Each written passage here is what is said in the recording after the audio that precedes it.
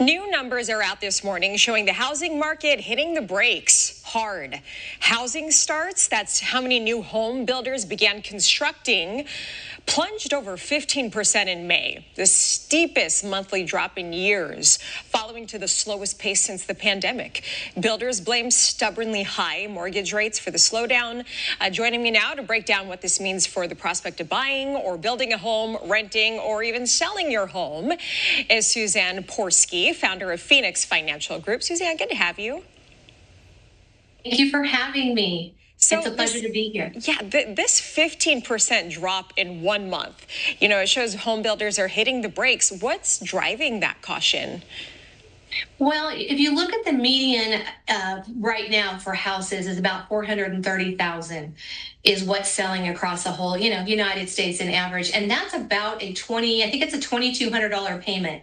That same $430,000 house was about $1,450 a month. So it's the rates, and people are still trying to look for that deal, and it's just not there anymore. And people that refinanced are sitting on their equity, and they're not moving. If I see anything happening, it's the smaller houses are going, because you can actually buy a house for $285,000 and stay in that $1,400 payment. So people are buying for payment and not so much the housing. You've talked about a lock-in effect. Explain why many homeowners are just not selling right now. They refinanced at 2% and 3%. I see it every day in my office with my clients. They want to take that equity. They want to possibly put it in the market and go buy another house somewhere smaller. They want to downsize. They're not doing it. They don't want a 6% mortgage. They want that 2% and 3%. So they're locked in. They've got this huge asset that's sitting there right now that they're not able to use those dollars. I do encourage them to get lines of credit in place in case something, they want to use it, but nope, they're locked in. I think right now it's a buyer's market, to be honest. They can shop around, and they have plenty of time. If you remember post-pandemic, you had to go in there and get an offer and usually provide a nice little letter to the sellers telling them why you want to buy their house. Mm-hmm. And then they would decide. Not anymore. So are those the winners here? The buyers? Like, who's actually benefiting from this market? The buyers?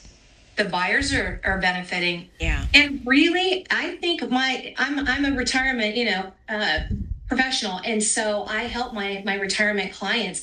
I think they're winning too. It's just different. People are having to get used to this new normal. That 2% was not normal. When I started doing mortgages in the 80s at 13% wasn't normal. I really think the 6% is normal.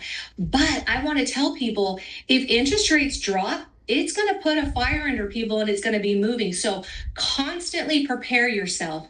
Prepare yourself if you are wanting to make that move. Don't wait. And buy the payment. Buy that house. Don't wait a year. I think people that are saying, hey, I'm going to wait, they're missing out. They're missing out on equity. They can always refinance if they fall in love with the house. But still, it's still an American dream, owning your own home. It certainly is. Any more advice for those maybe thinking about buying or selling right now? Before I let you go, given this data, what advice do you have? And I tell all of my clients, if you're thinking of selling, let's downsize. Mm-hmm. I had a client in today. Her husband unexpectedly passed away 12 weeks ago, and they have 5 rentals. Those rentals are that 12 to 1,500 square feet.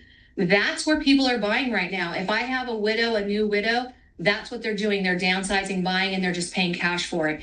But even at that, $285,000 out of the, purchasing power out of the market, it's still something you really have to think about. You got to do the fuzzy math, as I say. All right. So housing, it's not just about houses. It's about whether, the average American family can still build wealth and reach the American dream.